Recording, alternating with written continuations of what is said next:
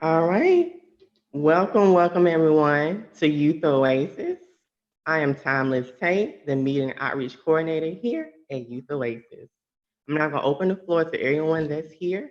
Start with Ms. Nicola. Good morning. My name is Takoa Boatman, Executive Director of Youth Oasis. Our special guest. Hi, I'm Victoria Kirby York. I'm the Deputy Executive Director at the National Black Justice Coalition. Thank you. Thank you for being here today. All right. How we feeling? I want to do a quick check-in before we get started. How we feeling? Feeling good. Excited to be with y'all. I'm loving the purple rain in the background there. Yes. Yes, that's my battery throughout the day. I am looking forward. I guess I have some hopeful anticipation today. So I'm in a positive mood. I'm ready to have a good conversation. Yes, same. I'm definitely ready for the conversation today and see all the juicy things we'll talk about. All right. All right, let's get started.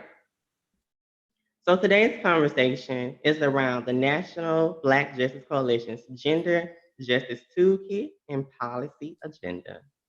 We will take a deep dive into the resources around housing and liberation for Black, LGBTQ, and queer youth.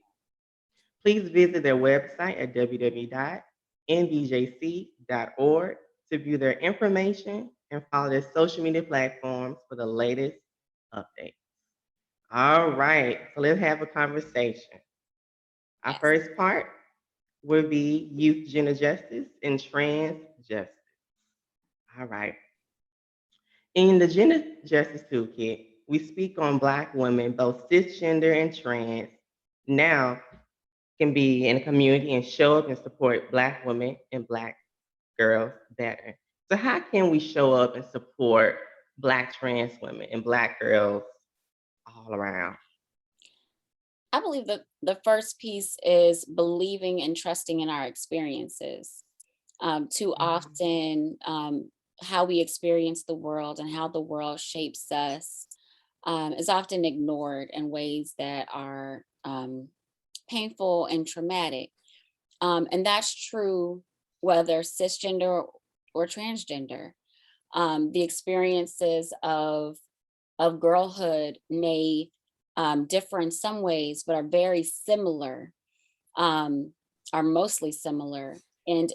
And many of the most traumatic ways are erased and ignored, especially when it comes to sexual abuse, assault, molestation, some of our health concerns, concerns around treatment and sexism, and how our Blackness and our gender connect and show up in the world in pretty traumatic ways. And also what we're seeing now is the over policing of Black women and girls, and the incredibly high numbers of us that represent and are in women's prisons.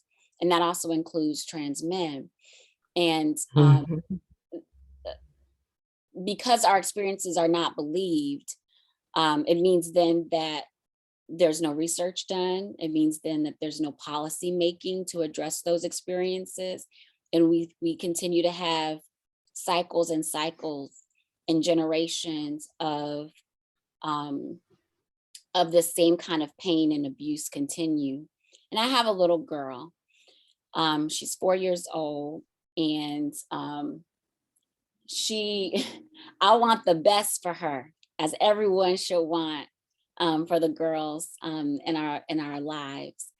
And so that means for me in our work at NBJC, constantly naming and lifting up these experiences as both valid and as emergencies, as crises that have come home to roost, and that if we don't address them now, that it's not about some future generation, it's about the folks who are living now and what that impact is going to do to the folks who are yet to be born.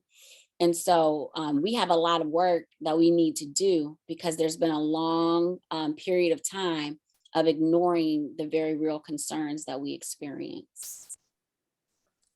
Yes. Absolutely. I think from our perspective, we are a youth services agency, and so we are really in the process of we're addressing social symptoms of poor social infrastructure. I'm just going to use that catch-all phrase, trying to address the symptoms of poor social infrastructure, but we're looking at it through a youth lens, which means we're often trying to go back to the source of things, because that's where our thread, when we pull on that thread of service, that's where it leads us, right? And so showing up for women, trans women, cisgender women, really comes down to addressing those isms that flow through that. And that actually comes down to one of our first pillars of attack, if you want to call it that. That's a little harsh for Tuesday morning. However, it's childism, right? You have childism, you have racism, and you have sexism. So when you're talking about gender justice, you also have these isms to go through, and childism is that first layer where we decide that there is a second class of citizen that doesn't share in the same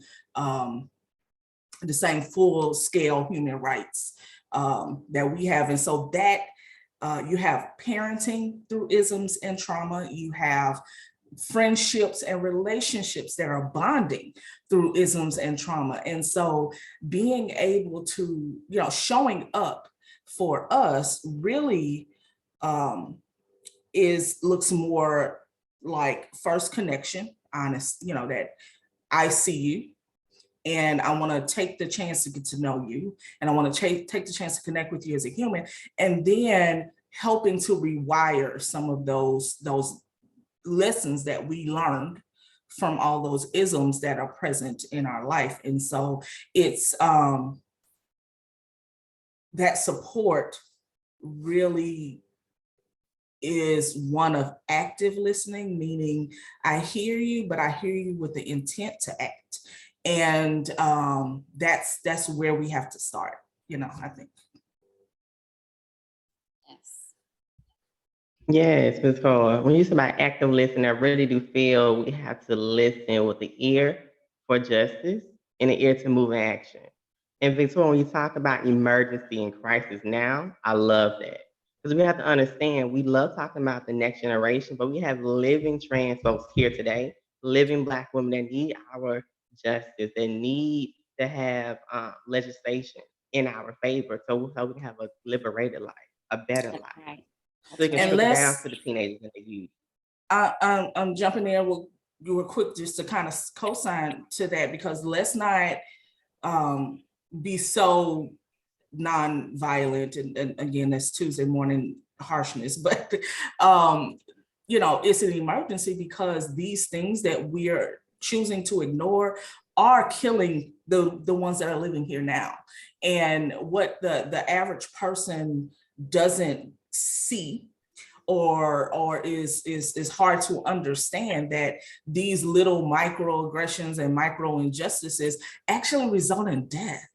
And this death, not just death by 1,000 cuts, but just outright hostility, hate, and death and murder. Like this is not just,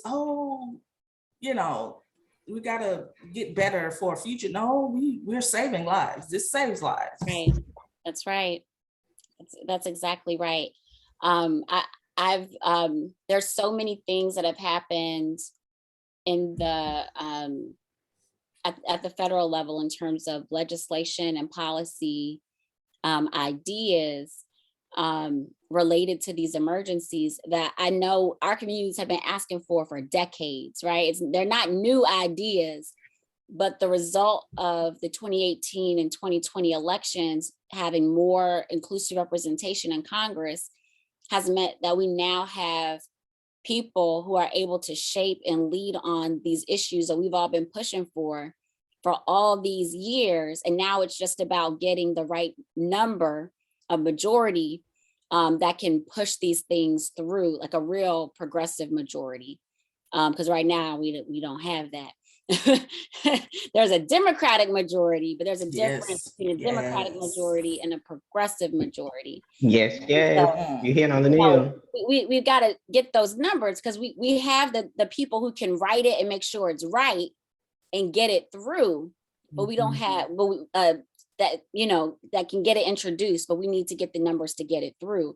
And that's included legislation focusing on youth suicides that have highlighted the rise in suicide rates for Black boys and men, and the reality that for Black women, cis and trans collectively, so it's always been high. It's been high for decades. Mhm.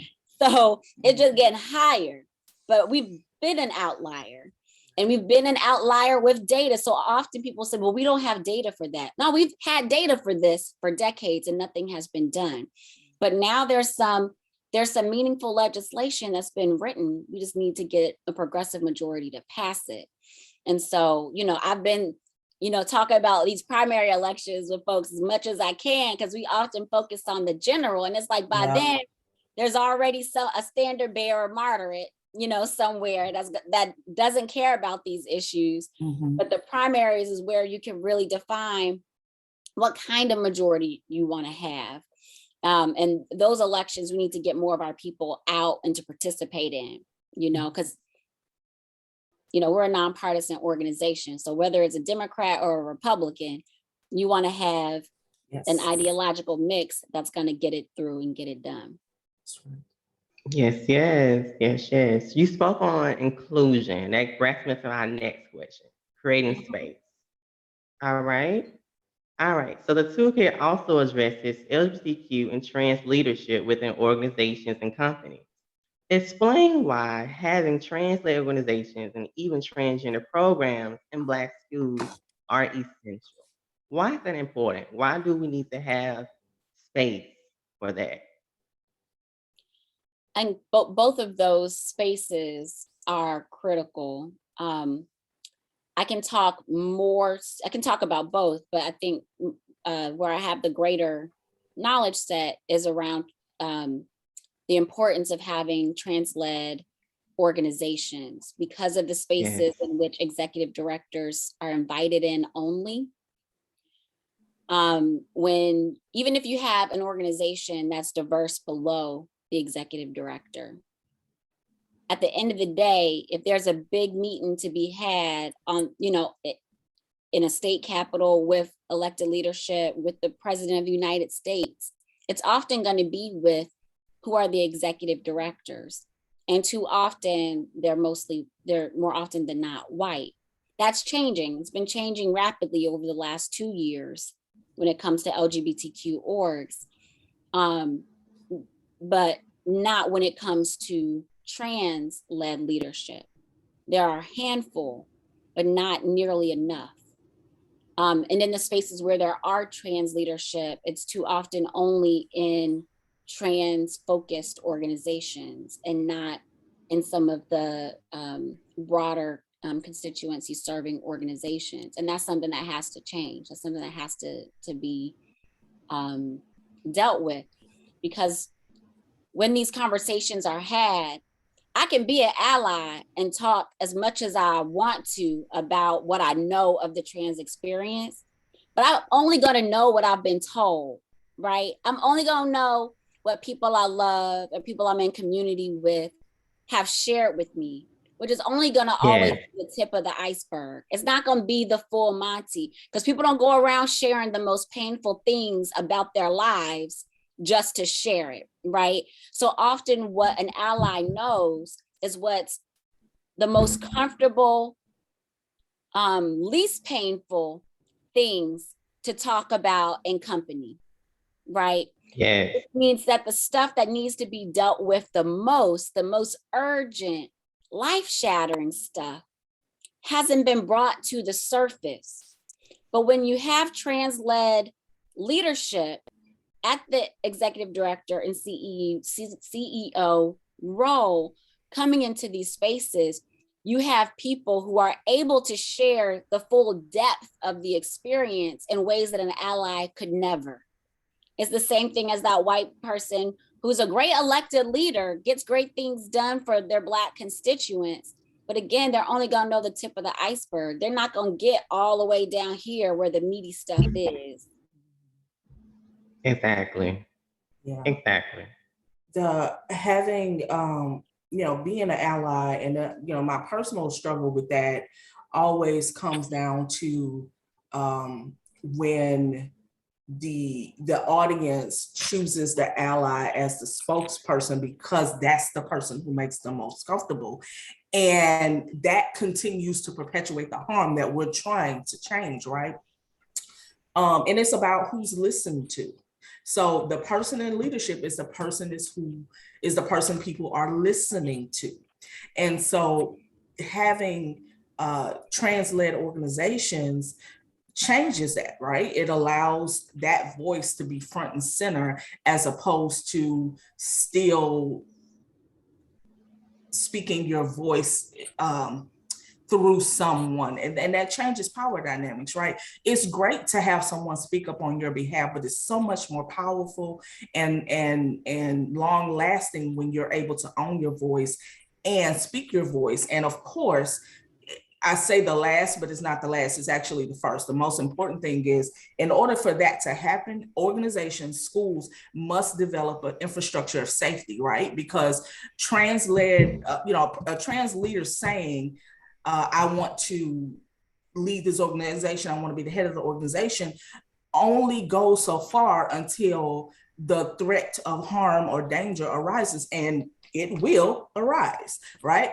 If we know that cisgender women in leadership faces these threats and these harms, and cisgender men of color and leader, they face these things too, we would be really, really naive to assume that a trans leader, a transgender person who leads an organization it's that same mistake we make in racism. Well, Barack Obama's president, racism is over. That's not how it works. Like, because I don't know about you, but for 8 years, all of us sat there with our breath, holding our breath, like, okay, is he gonna make it? Is he gonna make it? Because that's just our experience, right? And so it's important to highlight those voices. But before we can even get there, we really got to have established a structure of safety, because the organization that's behind this leader must be able to say, if you come for them, you're coming for us.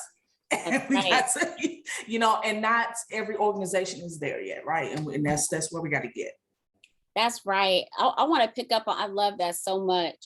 I want to pick up on that, because one of the things that I wonder, and I've not asked my colleagues about this, over the last year, there's been 5 or 6, I think 5 now, with Melanie over at GLSEN, Black executive directors, CEOs at the mainstream, LGBTQ orgs or whatever, the ones that, post, I call them post Stonewall orgs, the ones that were founded in the 70s. I love that. Yeah. And the thing that I wonder is often like what you're saying about the systems that are set up, they often have to do their full-time job as CEO and also a second full-time job of deconstructing white supremacist structures. And that's a lot of work for one person to do. And I think about that even with President Barack Obama, to your example. The first thing that President Biden did, first day into office, was sign an executive order demanding every agency look at their structures and name places where there's systemic racism that happens so it can be uprooted and dismantled. And that's something that I would guess came up in conversation, I would imagine, with, what would we have done differently, President Exactly. Obama, right? And I really do think that, because so much was like, well, President Obama is going to help dismantle all that. But actually, that has to be an agency by agency, office by office approach, right? And that same kind of modeling has to happen at these institutions, these nonprofits. It can't just be like you're saying, the figurehead changes, but all the systems are still the same. And you can't have the CEO of an organization doing the dismantling and leading the organization, or else your org is going to end up either broke because they're not going to have time to Okay. fundraise and talk to donors and the board and all of that. Exactly. Or, there's going to be some org cultural hot mess. There's going to, there's just so much that won't get done because it's a full-time job in itself. And it also breeds resentment for the CEO to also be the person, handling that breakdown. Because ultimately you're also dealing with people saying that there's something wrong with the way that I do business, right? And it's not about saying that all ways of whiteness is wrong. It's saying that white is not the only way that is right. It's saying that we need to build multicultural practices and not monocultural practices. And some people Yes. don't get that nuance. And you've got to protect, like you're saying, you've got to protect and have the back of your CEO, which requires there to be a separate team doing that rebuilding in some ways in concert with the CEO. And a lot of these orgs don't do that. And that has to be done when it comes to trans-led leadership too, because there's so many gendered ways in which we have done things to the benefit of the patriarchy, for one, but also to the benefit of cisness. And so there are things that I don't consider, even as a person who also identifies as non-binary, but not trans. And so there are things that I still don't, I'm like, oh yeah, shit, I didn't cross my mind because that's not a part of my day-to-day experience, right? Exactly. And so there are Exactly. those kinds of things too that need to be wrestled with. And it shouldn't be the job, like you're saying, of the trans CEO to have to do it. Right. And I just have to pull on this thread because that's kind of what I walked into when I joined my organization back in 2017. And it's, being on the service side of this forever, seeing that these organizations that have been propped up to be the answer between the ills of capitalism and the effects that it has on the world are still the same institutions built using the ingredients that created what we're trying to fight. And so having to come in and first decolonize the organization, and then you're working on decolonizing the people that's feeding the money to the, it's a lot. It's a lot. And so that harm that the trans leader is positioning the organization to address, they're absorbing, right? Oh yeah. And that requires the infrastructure of safety, but that personal safety, right? You as the leader, as trans leaders, really, really need to have what some of us call the kitchen cabinet. You need to have your people you can call and go, these people don't stay mine. I can't, because it's never ending, and it's a different type of trauma. And so I do think it's incumbent upon us who are asking for more trans leadership to first say, you know what, we need to make it safe for them to lead, right? And we didn't really do that when we demanded more people of color to lead. We did not do any of that, right? And that's why so many leaders of colors burn out in these organizations, because that infrastructure of safety. I'm sorry, I didn't hear you. Oh, sorry, I said, and are pushed out. Listen. Yeah. Right. And just being very wary, it's really easy. What I found for most women of color and leaders of color, when they get to that point, the organization is at a pivot point, right? It's either about to die or it's going through something very, very, very, very critical, right? And as usual, the person of color, the transgender individual, oh, look how progressive we are. We're going to put you in this role, put no safety around you, and let the chips fall where they may, right? So we can now create a new narrative to say they don't work in this role, so that's why they weren't there in the first place. That's not how that works, right? Yeah. So yeah, I'll soapbox this all day in this time. Let's go. Get me off this topic. Let's go. I'm gonna say one thing. Like one thing I really big on is creating culture in offices and organizations, not only by Black but also hire Black, queer, and LGBTQ. Also create safe spaces and offices where queerness and LGBTQ subjects can pop up. Create all type of safety nets because oftentimes there is no actual rise up in the community or even in organizations. So even having a thought of a trans person creating an organization for communities oftentimes shocks people. So I love this conversation about allowing and actually giving and actually open a space for trans folks because it's very important. And I think that's to me is true liberation. You have it in spiritual community and also in structure or in systems. That's very important. So yeah, yes, yes. Let's move on to our next one. All right. A difficult one, kind of sad. Youth suicide. We failed Nigel. All right. Um, your organization advocates and supports Nigel Shelby and supports Black, queer, trans, and non-binary and non-gender conforming youth.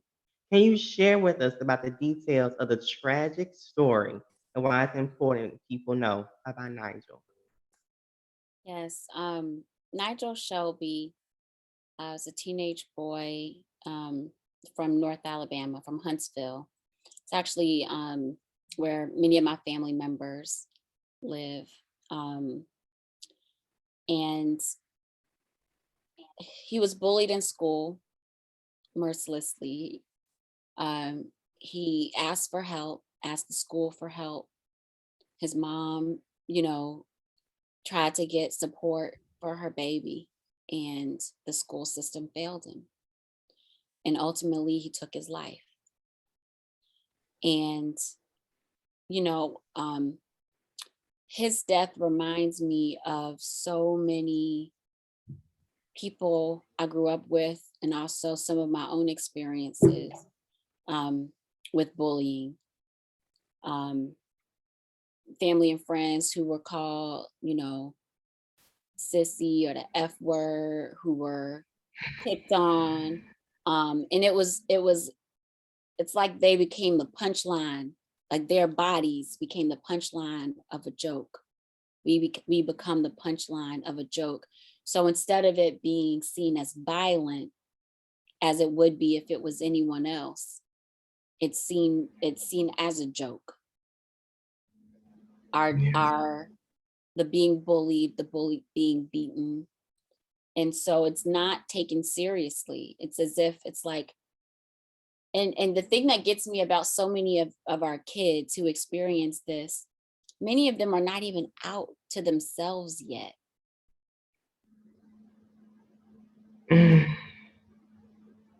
You know what I That's mean? deep.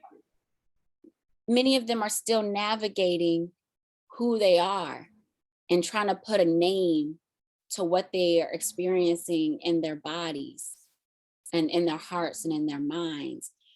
And people are perceiving before they even know the words sometimes that they're gay or same gender loving or trans or just different, right? And so they get picked on. They're, oh, he's soft. Let's toughen him up, right? Or, oh, I'm gonna beat that walk out of you. I'm gonna beat that limp out of you. You know, we gonna get that voice deeper by hook or by crook, right? And it's seen as almost a rite of passage. Even though we know it doesn't change who God made that person to be. You know what I mean? That person is who they're going to be. And so often you've got kids being beat for things they don't even understand. They don't even know yet. They don't even understand what is meant. They're like, they're calling me gay. I'm not gay. I don't really know what gay means, right? Like I think about so many of my loved ones who came out later in life, like in, you know, later being like in their 20s or later. Because they didn't, when they were being beaten and called gay, they didn't know what gay even was. They were being beat because they had stereotypical characteristics of what it meant to be gay. And then when they realize, oh, I'm attracted to someone of the same gender or sex, it's like, oh, that's what it's like the connecting point. But so often it's like they're being punished for being just who they are, period, before there's even a name or really a label for themselves for it. And Nigel's death reminds me of that duty to protect people at the level of perception and not just the level of what people out of their mouth say that they are.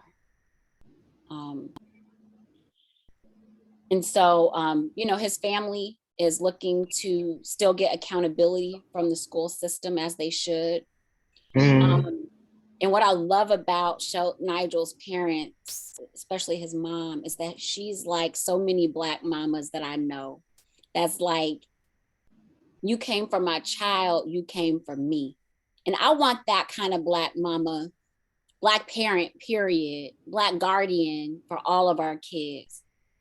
So that we can stop it before it's too late, right? Before that child has taken their life because of how miserable other people have made it. Because some people just can't move schools.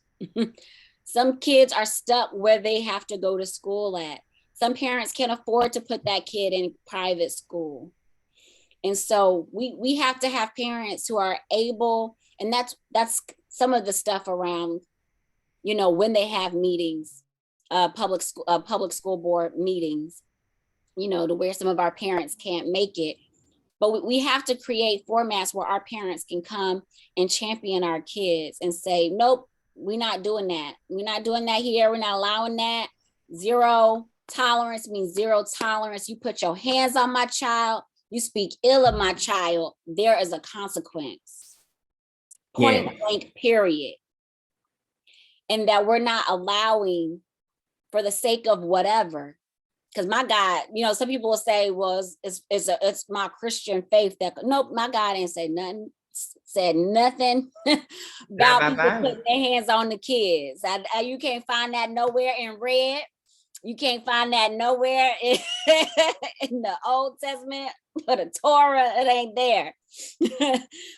But so often people will use that as the excuse. And Nigel reminds me, and so many of us, of what is still left to do, because this wasn't decades ago, this was years ago,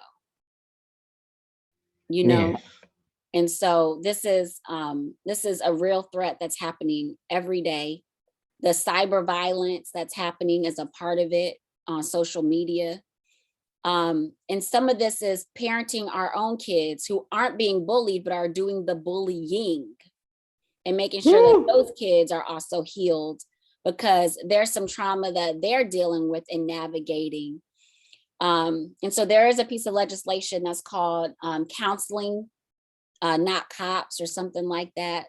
That's about divesting resources from school resource officers and investing in ensuring all kids have access to mental health providers, because often those who are doing the bullying have some trauma that they need to work out, and they need somebody, a trusted, skilled and trained adult who can help them work through whatever is going on that's causing them to harm someone else.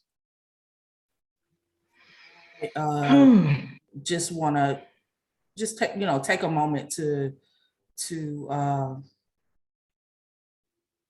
give some honor to Nigel and his life and the sacrifice that he made to give us another opportunity to try to get this right.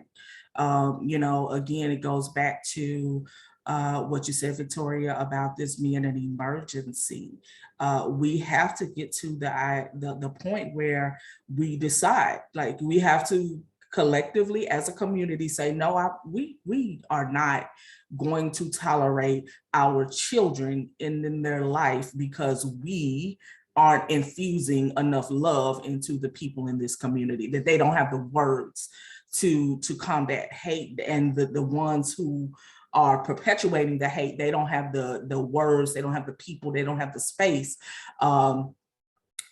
to have someone care enough to help them get rid of that, right? And it does start with their parenting. And again, I'm popping back on that childism. That's where that comes from, that idea that as a parent, I get to violently require, I am required to mold you into a citizen, and I have to do so violently. And I don't really have the picture of a perfect citizen in my head. I don't know that. I've never seen it, but this is what I know because it's what was done to me. Right. And until we have enough people who say, I don't like what was done to me, I'm going to do something different, versus I don't like what was done to me, but I can't wait to do it to someone else. Until we have more people in that first category, this is going to continue. Right. And, as a parent, I made the choice to not spank my kids and not, even though that's the culture I come from. Right. And that's because, you know what? First of all, it just doesn't make sense logically. I'm going to hit you to teach you not to hit other people. Make it make sense. That just on that. But this idea that violence and love goes together has got to be separated. It's got to be done away with. It's not the same. And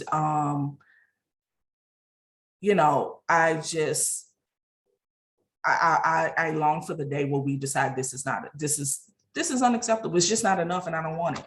So what are we going to do? And again, how do we build these pockets of safe spaces in the community? We have to kind of carry on that railroad type of, like, just stations in different parts, but we on the same trajectory. We just gotta, Yeah. And I'm gonna say, Naja reminds me growing up with so many queer folks who often had trauma before they had voice. And I'm gonna be honest, one thing that a lot of us queer folks, we have never been okay with not having violence or not having true safety. It's never left. And what it does to you when you see a classmate or you see someone who was a coworker or a close friend who died because of violence, it's erasure of the soul. It's little inklings letting you know that I'm not here. I don't need to be here. And that wears and tears when you hear these names over and over every year, or when you know someone who actually was murdered because of that. And it's just, these are the things that cause mental health issues within our Black youth as well. Because even if they know someone, the emotional toll on you, that I'm also that same way, or I might be that same way, I don't have safety. Yeah. That same person that bullied, that same person that also has all these things, that means they're coming from me next. So oftentimes it reminds me of I'm next and I'm not safe. And that tolls on the soul. So I want to make sure I bring that into the conversation as well. The just side effects of watching youth and suicide. Yes. So yeah. And then one of the things is for many of us, the suicidal ideation never goes away, right? So Yeah. when we talk about the numbers for our youth, it's not like that all of them turn 18 and magically the suicidal ideation goes away. You know what I mean? Like I remember I wasn't I keep the two disconnected, the bullying from the suicide. But I remember being 4, my daughter's age, which is why I'm always like, probably OD in terms of the time I spend with her, playing and stuff. And but especially because of COVID, overcompensating. But, she's the age where I first remember attempting to take my own life. And the, I'm 35 and those thoughts have never not been with me.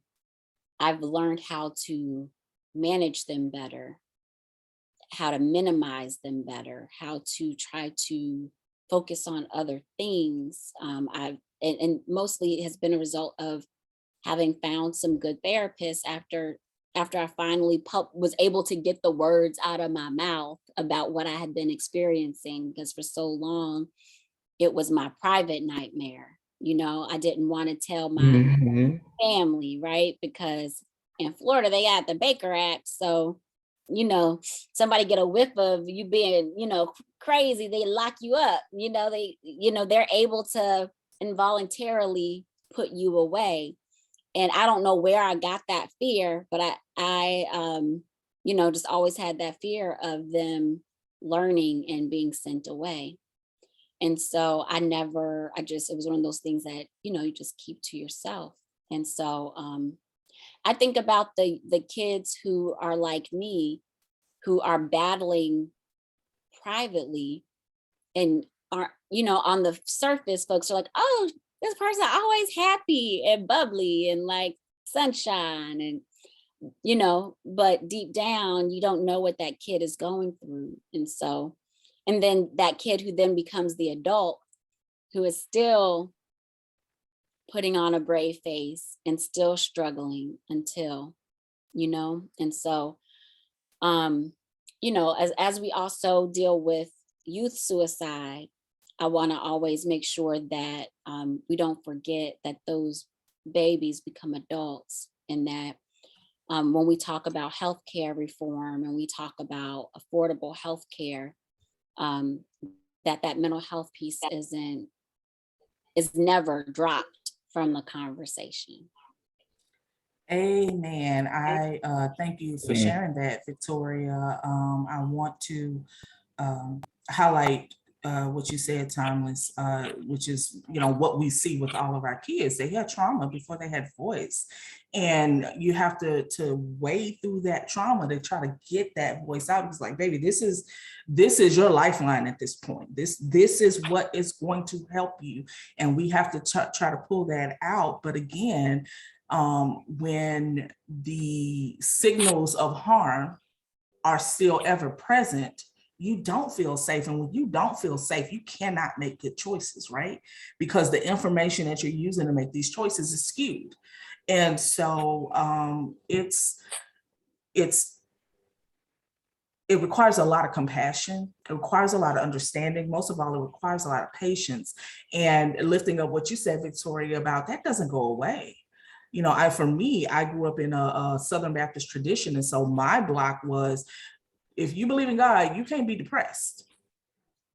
Mm-hmm. But it didn't make sense. Like, why am I feeling like this? And I don't understand what's going on, but I can't say anything. And I thankfully made it to the age of 16 where I could not hold it anymore. And, I was able to tell my parents, and thankfully they responded compassionately. But, that at the age of 40, I'm still in therapy, and I'm still taking care of my mental health, because it does not go away, right? And it's compounded by other traumas that you're still living. And so we as a community have to understand that when we don't get rid of these, we don't address this, we're asking people to continue living through trauma and requiring that they excel while doing so. Come on now. Y'all doing too much. Yeah, like you said, make it make sense. That math ain't nothing. What? Yes. Thank you for sharing. It's a call. Thank you. All right. I want to touch on the schools as well before we move forward. Let's see. All right. The percentage of suicide amongst youth are still rising, especially for Black youth, Black LGBTQ youth, same-gender loving youth, and youth living in low-income, small and rural and isolated areas. What can teachers do to create better environments for Black queer youth and social emotional wellness? What is something our teachers can do to create safer spaces for queer folks? I'm gonna to jump in this one, because this one is kind of near and dear to my heart. And my first answer to that is teachers need to teach. That's because we barely pay them to do that. So asking them to do all this other stuff, they're guardians of the brain, and we're now asking them to be guardians of the heart, guardians of knowledge, rather, guardians of mental health, guardians of physical health, guardians of the home life. And that's just a bit too much. for one individual. However, again, you know, teachers thinking of their classroom as their organization, you have to first establish your policies, and your policies have to start with no tolerance and pure acceptance. And, you know, with younger kids, keeping it real simple, we don't give our children enough credit for the ability to understand, right? We try to hide so much for them, or we try to put it in this faraway language, but we don't call people faggots, excuse me, we don't call them that word because it's hurtful and it's harmful, and we love each other. You know, we don't harm each other with our words, and these words have harmed people. We're not going to say them point blank, like, and be consistent with those consequences when those times arise, because, you know, children's job is to push envelopes. They're trying to make sense of the world, and so they're going to test every rule that you put out, but your job is to be consistent, and you have to lead with the intention that you want to produce, right? Again, so that disconnects the idea that you can somehow create justice, equality, and love through violence. The math don't math, right? You can't do that, right? And now the other part, though, for teachers to do is establish a good connection. Again, think about infrastructure of safety within that classroom, and you aren't the savior, right? So who do I need to add to my village to make sure the kids in this classroom are safe? And that may be the school counselors, that may be Youth Oasis, people in the community, providers who are willing to do that extra work, right? I've done this, it's like a relay race, or maybe I'm not sports, let me not try that analogy, but you know, you go, you know, you do one part, you pass the baton to the next person, right? Here, I've done this, I need you to pick this up. And that requires communication, that requires people that are committed to this, right? But that's the first thing they have to I would encourage all teachers to do is establish that culture in your classroom, and then decide who needs to be a part of your classroom village to build up that infrastructure of safety. I love that piece on classroom culture. That is huge. The bill that I was referencing earlier is actually called the Counseling Not Criminalization Act of 2021. And the bill removes the school district funds for policing schools to increase the amount of therapists in schools. And I think that's a part of this village that Tekoa is talking about. And too many schools don't really, the guidance counselors are more aimed at guiding students on their academic path or college path, and not focused on the personal, right? And so having counselors that are not in that kind of framework, but are therapist-minded counselors that every student is able to engage with, be awesome if it was every week, but monthly, and every week for those who might, you know, who may need greater access, would be a huge start in just being able to have a trusted adult that everyone has, that doesn't have to be the teacher, to the point raised around like teachers already do a lot. So then teachers, you know, would just need to really listen for, you know, or look for particular behaviors or attitudes or signs that might require a student to see the therapist more frequently than others.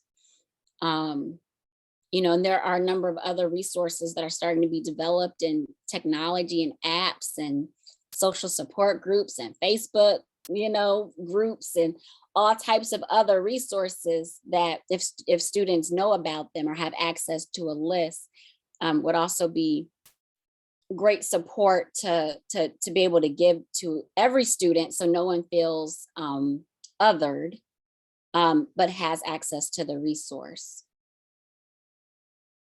That's a very important thing that you mentioned, Victoria, about not making resources seem like they're going to certain people, but because at the end of the day, this is for everybody, right? You know, you have to address both sides of the equation, so to speak.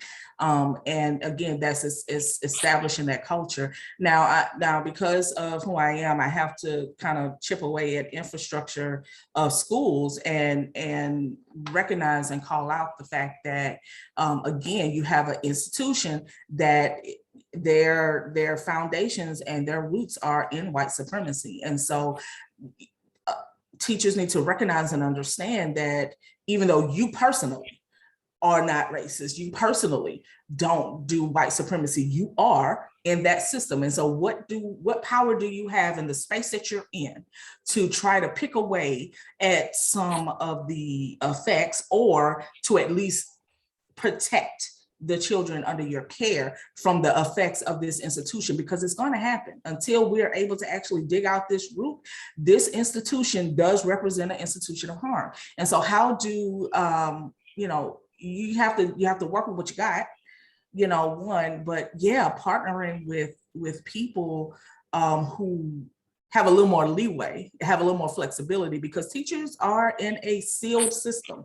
They're in a closed system. And so we have to try to figure out how to open that system a little bit, or at least have a parallel system, right? One that allows them to, because, you know, if we can't get rid of this, then we need to have something that complements it so that we don't have the results that we're having. You know, again, it comes down to just, it's a really simple equation. A plus B equals C. Well, if you don't like C, you need to change A or B or both. You know, you have to just decide, I don't like this outcome, let's change it. And what do we need to do? That doesn't mean it's going to happen tomorrow, but it has to be a continual, consistent conversation. Definitely. Thank you for Mr. Cohen. Thank you.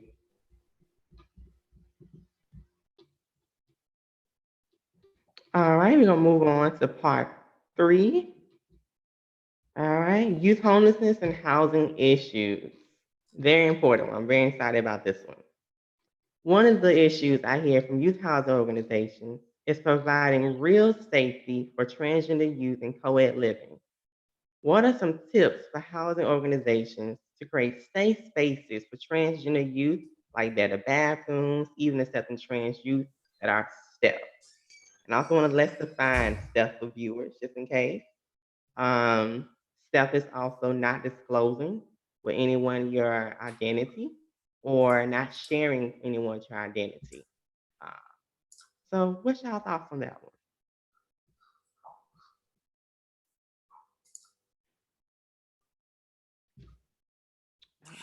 Well, for us, when it comes to safe spaces for transgender youth, out for what we did when starting our shelter, one of the most important things we wanted to do was to make sure that we have private spaces for everybody, as opposed to having a few private rooms and then congregate beds for everyone else, again, to try to remove that othering. And so it's establishing a continual culture in the organization. And so all the rooms are private. That allows everyone to have the same level of privacy for whatever they need it for, right? Another thing I would encourage housing providers to do is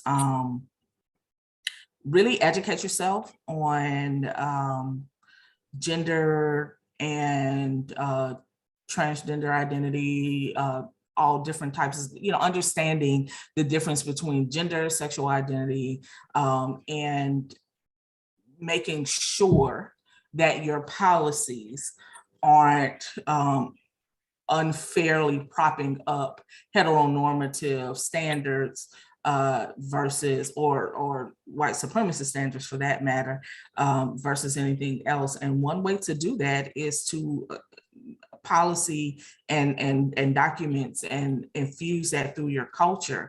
And so it just becomes a standard to have everybody announce their pronouns. It just becomes a standard that we don't have gendered facilities. It becomes a standard because it allows people who have been othered to not constantly feel separated. You know, we don't want to, you know, we're supposed to learn from history, right? And so separate but equal didn't work, and it still doesn't work now.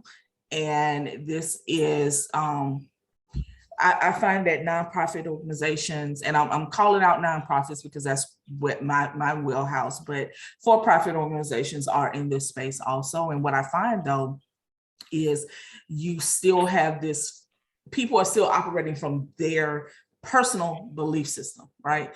And that's going to just be the case. And what I will often see, and I can tell this usually just kind of based on their policies, based on what I'm seeing when I walk in. I was like, oh, you really don't believe transgender women are women. So because you don't believe that, you have this, and this in place, right?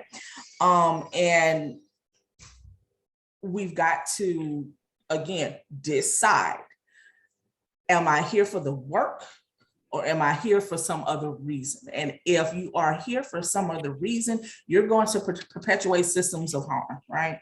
And if you are, that's just what it is. So you've got to decide, like, do I want to perpetuate systems of harm, or do I want to go find where I need to be?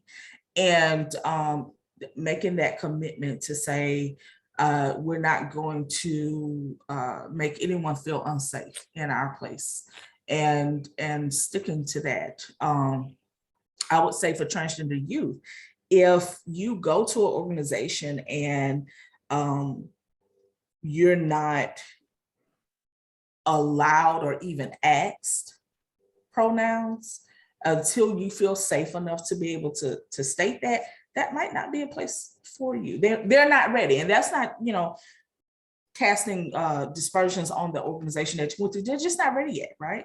And so finding a place where you are safe is important. That's your only job right now, right? And so your job is not to worry about how someone else is feeling or how this organization might be losing out on your service. They're not making you safe. You get to go somewhere else, right? And so not having private bathrooms, not having private rooms is a signal that the organization is not quite ready for an equitable housing experience. Yeah, that's all I got on that one. Yes, make it plain. No, that was all great. Only thing I would add is look for the dollars. The Biden-Harris administration has through the infrastructure bill that was passed last year, earmarked some funds. Earmarked is probably not the right word anymore, but there are pockets of money for housing facilities, and there are also state and local governments that from time to time will also have funds. And so for some organizations that say, well, it's just going to cost too much to do things equitably, go after the funds to help get the resources to be able to make it so. Because often when you do something for the most marginalized, it has benefit for everybody, because everybody really wants to have their own room, right? Period. Point blank, period. That's everybody's preference, right? So, or tends to be. So, you know, sometimes it's like if you can't get on the good foot because you're not there on whatever it is for your personal reasons, get there in terms of what's going to be a best practice, period. It's like having larger bathrooms. That works for people who are disabled, right? Which was the original purpose for having them, right? Mm-hmm. So when I had my child in a stroller, it's the only bathroom that was gonna fit me and my kid's stroller, right? If you coming from the airport, you got big bags with you, right? So, you know, there are so many examples where doing the right thing is also doing the best and smartest thing, and there's money out there to do it. So get that money. Yes, thank y'all for sharing it. Thank you, thank you. All right, let's move on to policy and liberation, the policy agenda. Very interesting. All right, so here at Youth Oasis, we understand that youth homelessness connects to poverty. Can you explain how Black Built Better, Black Act Better, excuse me, Economic Justice Act can transform the lives of Black LGBTQ and youth communities. How does this act will impact Yes. queer youth? So the Build Back Better Act is a piece of legislation that Senate Democrats have been trying to get through using a budget tool called reconciliation. I'm not going to go too deep into the weeds there, but it's an opportunity because of the makeup of the Senate, the House, and the president in power all being the same party to make some real investments into what they're calling human infrastructure. So the kinds of resources that need to be financial resources that need to be infused to create a more equitable society in this country. And so one of those things, a number of the provisions actually come from the Economic Justice Act, which was announced. One includes universal pre-K for everybody. Yes, whew, that is a struggle. I'm still in the struggle. So, it includes universal pre-K. It includes, a living wage. It includes money for caregivers, whether that is like home health aides for people who are living with disability or who are elderly. It includes a number of economic-minded provisions that would really help to remove some of the barriers that have been in place since just after slavery. It includes funds not just for pre-K, but childcare in general. It includes paid family sick leave, which is huge, and it includes an inclusive definition of family that includes the ways in which LGBTQ plus folks tend to build family. It includes resources for immigration, Pell Grants for financial assistance for college, resources for affordable housing, for Medicare, support for the Affordable Care Act premium subsidies, and there's $500 billion for clean energy and climate investments. And then it also makes that child tax and earned income credits that we've been getting like every month from the federal government permanent instead of just because of COVID situation. And they've been negotiating, trying to get 50 senators to be on the same page, all 50 from the Democratic Party to be on the same page, or to recruit some Republicans to join the bill to make it happen. And Manchin has really been, Manchin and Sinema both have been two senators that have been holding it back. So it's a lot of good stuff that would have major benefit for our youth, both in terms of starting life with better schooling, starting life with better healthcare, so that they can have regular access to good doctors, because not all, struggling families qualify for Medicaid. And so, this would make it so that more families would have access, and that means more kids would have access to good health care. It means, that college opportunity would be there because of more financial assistance for those who want it. So it's a big piece of legislation that would help our kids and our families and people do better and remove some of the barriers that have really made life real good for some people and real hard for a lot of others.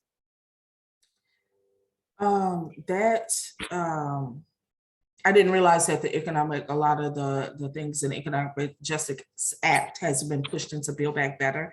It makes it much more comprehensive, which is a good thing. Victoria, what are, besides your organization, what are some other organizations that has some scripting that points to how this affects youth, so that we can kind of corral some, people to send letters and do the advocacy piece? That's a great question. I think I want to say GLSEN and PFLAG both have some resources on Build Back Better. I would have to look into some of the others, but I would bet the NEA, the National Education Association, and the American Federation for Teachers would have some good resources as well. Because I know they put a lot of money into advocating lawmakers. So I would guess that they would have some good resources on it as well. I think that's something that'll make it our first quarter policy rally to try to help get this through, because as an organization leader, I am tasked with finding funding sources and braiding them together, and that's another speaking to leaders or financial decision makers in your organization. The other piece of this is to help make those decisions, get some money behind it, right? And so when you're thinking about grants, thinking about writing for the grants, and even thinking about services, how do you make the money support this, right? And because we're a capitalist society, and until that changes, that's the mode that we're in. And so if the money speaks, we need to move the money. Right. And so if you're the leader of an organization, or you have the ability to make financial decisions, make sure that your dollars are propping up the things that will sustain families and bring justice and equity to trans youth and LGBTQ youth. I love that. Yes, I love that. All right. So next one, we know that Teach the Babies are important to you and your staff. I love hashtag Teach the Babies. Very important. To all the Black LGBTQ queer youth, St. John 11 youth out there watching, what are some words of inspiration, some words of wisdom, some words of strength, some words of joy you would like to share with them? For some reason, "You've got this" just came into my spirit, so I'm gonna roll with it. You've got this. You have what you need to be able to succeed and take your life to the next level. And if there are things that you need access to, there are so many people and organizations and community members who want to be able to be there for you. And sometimes it's hard to ask for what you need or even to name it. But know that we've got your back, and are going to continue advocating for policy changes that are going to, help us and help you. But also you've got this. God, creator, the universe, yeah, your parents' womb, whatever it is, whatever you believe and subscribe to, has already poured into you the things that you need to make whatever your mark is going to be on this world. So follow that like it's the North Star, honey, because you got it. I think for me, I'm gonna start the way I always start, is I love you. I love you, and I'm not the only one. You are not a problem that needs to be fixed. You are enough, and there are plenty of people who believe that. And if you need a flashlight, find one of those people, right? That's who we are. It gets dark, and you will need flashlights and start collecting them, right? Life gets dark, and it will continue to have dark periods. And so think of the people who love you as your flashlights, and you might have to flick them every once in a while, but we're here to be flicked. And use your voice. Your voice is your superpower. And don't be afraid of it. Yes, thank you. And I'm going to say, you are divine, you are worthy, you are valuable, you are the majestic medicine that society needs. Live your own path, follow anything that your spirit wants to do. Do not live through any of the norms but the ones that you decided for yourself. And I'm going to say that. And we're going to move on to our next one. All right, resources. That's what we need for liberation. what are some other organizations, websites, and other resources parents and young educators, anyone actually, can go view that's doing the work and tackling Black queer youth and suicide?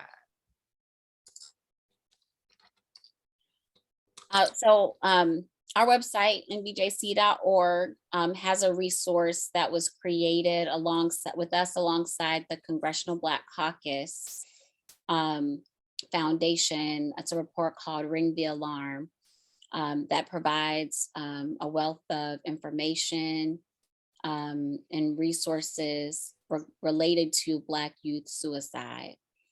Recently, the Surgeon General of the United States declared what we already knew, which is that youth suicide is at an emergency level. And that report provided resources 3 or 4 years ago, 3 years ago now, that shone the light on what the rest of the nation is starting to wake up to. So you can get to it from our website, but it'll take you to that report. The Congressional Black Caucus is expending additional resources and trying to tackle the problem both legislatively and through their programming. And so cbcfinc.org, I want to say, is their website, or you can Google Congressional Black Caucus Foundation and it'll come up. You can get some resources there. And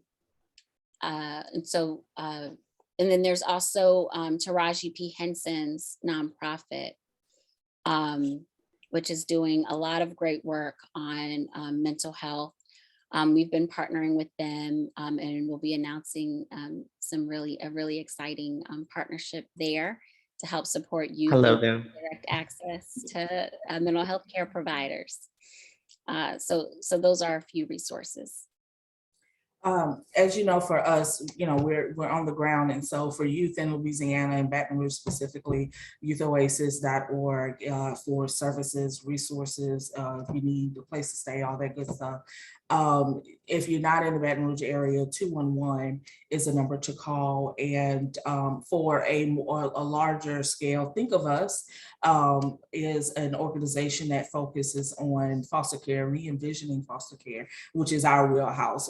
And of course, we're moving into diversion. Our goal is in the next year to try to prevent large system intervention, because these large system interventions, we're talking about hospitalization, foster care, and juvenile detention, are markers for future poverty, right? And so how can we prevent that? And that's what we're working on this year.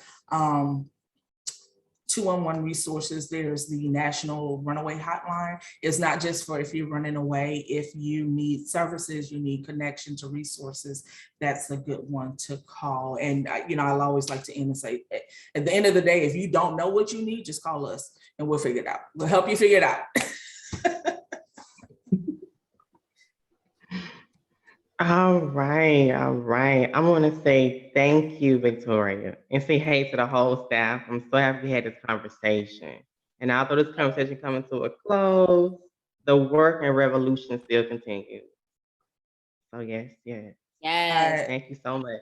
I also want to say thank you, Victoria, for joining us. I love the work that your organization does. And I also want to personally say to you, I'm so glad you're here. And you too, Thomas, I'm so glad you're here. And I can't wait to link up with y'all as we continue to fight all the isms and the opiates. Yes. It's been an honor. I'm glad we had the opportunity to do this, to connect, and I know we'll get to do even more in the future. Yes. All right. Thanks everyone for watching. We have those incredible information and resources in our captions below. Enjoy and be blessed.